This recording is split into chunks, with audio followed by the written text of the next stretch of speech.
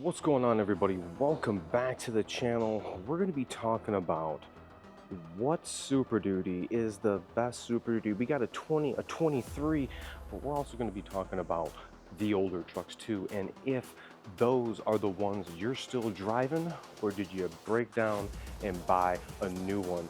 I don't know what you guys are driving, but we're going to find out tonight together. All right, guys, let's go.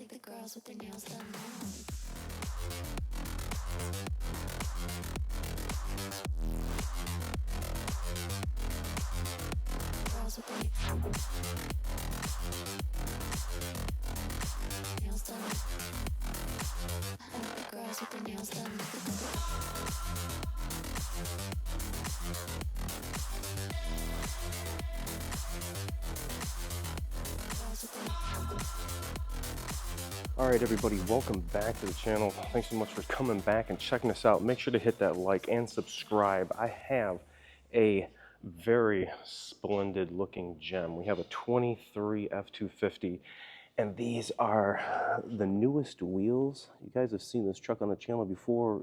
These, I think, are my favorite new model wheel. I have the same center cap as mine. Here's mine. Here's this one. I really like the gray against the black, against the red. Red everything. I know what this truck is missing is some BMC lights. If you guys haven't already, make sure to stay tuned to the channel. We have a 23 we're going to be doing an install on with more lighting from BMC, so we're really excited. We really like how ours turned out. BMC coming through. So that brings us back to, do you get a 7.3, that's what this is, brand new, or do you get one of those? Now, one of those may not be for everybody, and you will wind up getting this. This is the only other choice you can have, unless you had an older one, which you could have gotten the 6.2 or the 6.8 V10, just feed me, feed me, feed me, is pretty much what the V10 says. A lot of V10 guys don't take care of their vehicles. So I should say a lot of V10 operators, because from my experience in the dealership setting, we have seen a lot of upper end failures because from the lack of changing what goes in the 710 cap caused the upper valve train area to pretty much be wiped out. Cam, and then you have metal through the engine, and then it's pretty much a complete engine assembly or a long block. But you can't get a 6.8 no more. Everything is going to be a 7.3. 7.3 in the Econolines. A lot of people don't know you can still get Econolines now, but you're getting it in the 7.3.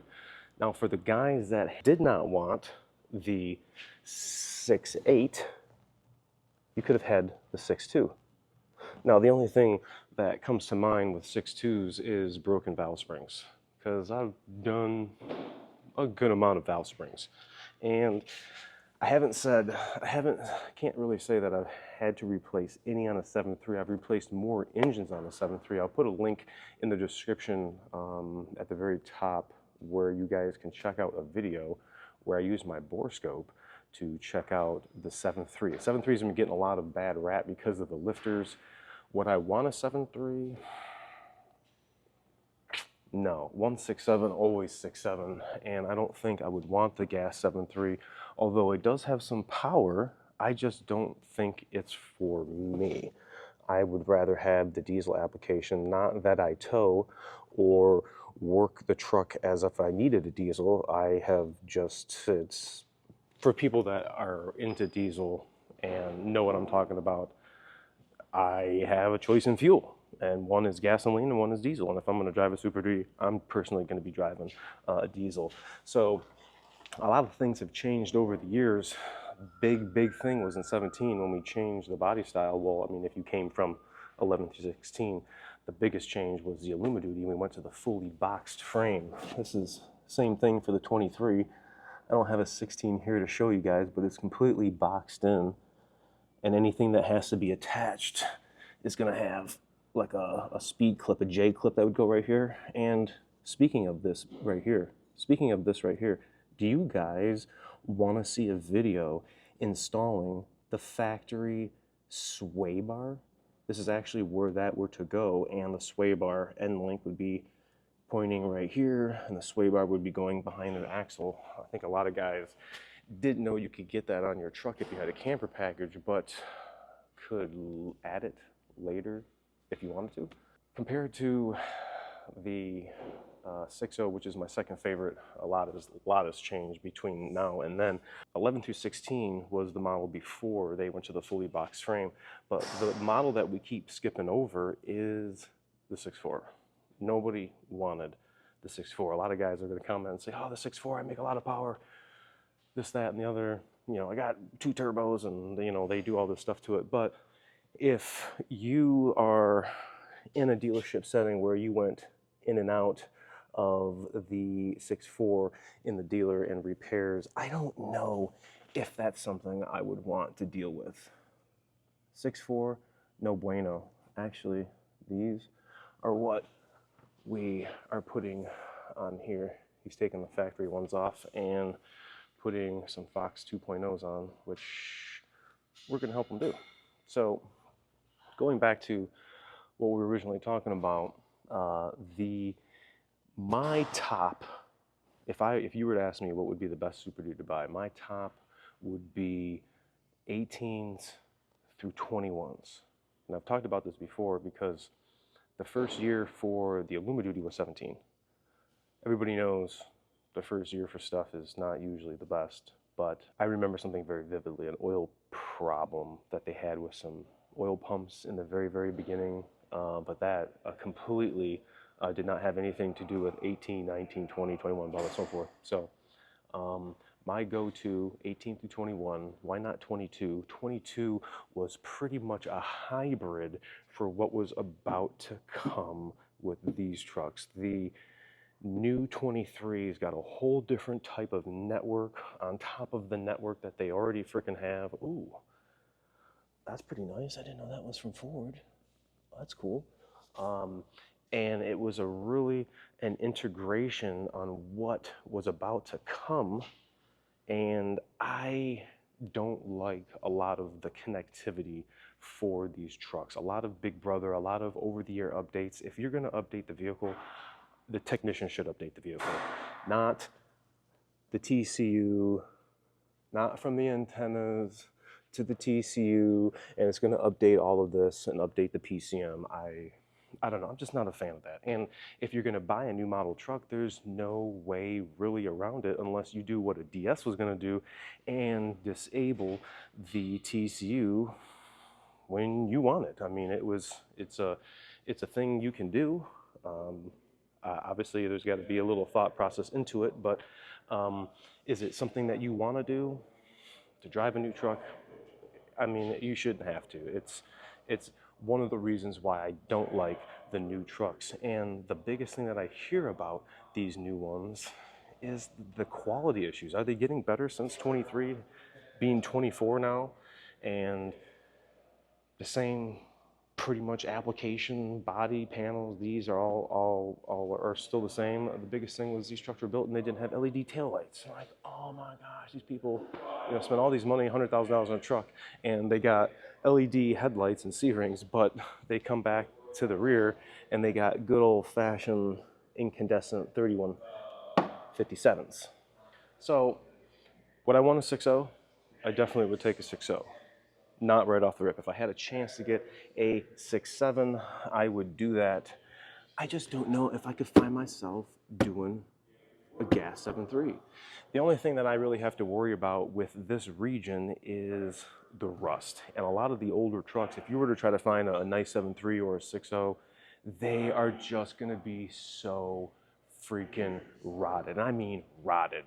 Not cab corners, I'm talking frame, connection points that are structural, like, we're driving on the road with these people.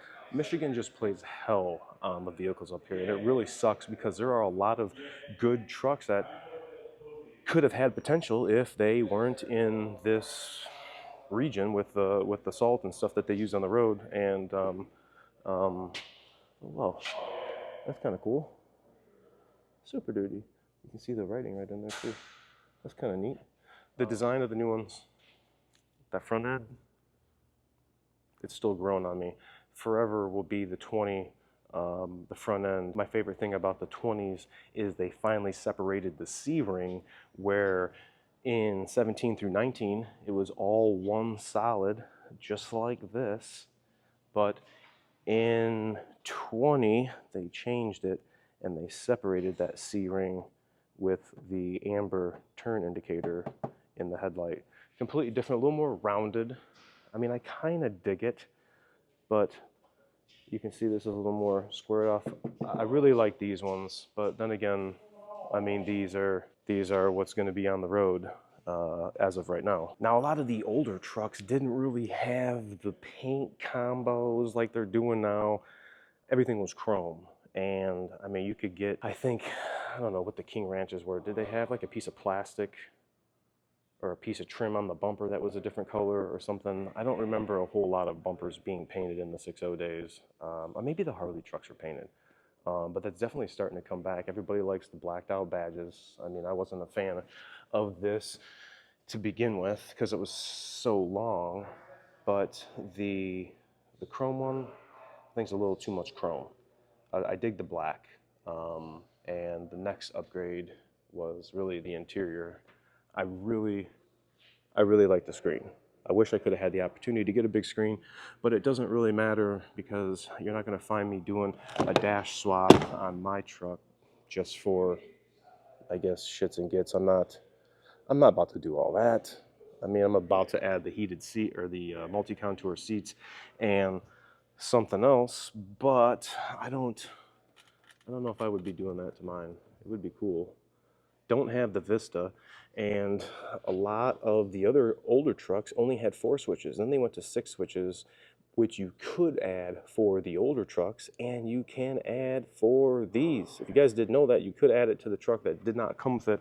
If you didn't know, 17 through 19 box is over here, and if you have a newer model truck, if you want to add it, you got to buy just a couple things. This, the wiring that goes up the A-pillar, and then actual console, which is pretty much the majority of the cost. But these new trucks, you can almost really accessorize, and that's my favorite part about the Alumaduty, because the steel bodies, you want to add a TBC? Sure. You want to add upfitter switches? Sure. You want to add anything else? Not really happening, because there wasn't a whole lot of customization that you could do with the older trucks. It wasn't till Alumaduty where people who did not have certain options from the factory, you could add, you could swap out. You're not doing that kind of stuff with the steel body. You can, but it's a real pain in the butt. I've had some guys do that with the Sync 3 systems on the 11 through 16s, and it's just been kind of a chore to get everything to work. But it's definitely a welcoming joy to work on the Alumaduties. Out of my 20+ year career, I never would have thought that I would love a vehicle line so much, and that is the Ford Super Duty. I'd much rather work on one of these than a gas job any day. And if you are wanting to get some repairs done, come check me out. I'm Power Stroke Truck Tech here in southeastern Michigan. If you want to make an appointment, email and everything is in the description, so you can get your prized possession over here and have me modded out, get some maintenance done, or have a general Super Duty conversation about what is the best bang for your buck when modding your Super Duty. I appreciate you guys for watching. Remember to like, comment, sub, share. Tell me what you think in the comments below. I'll see you guys later.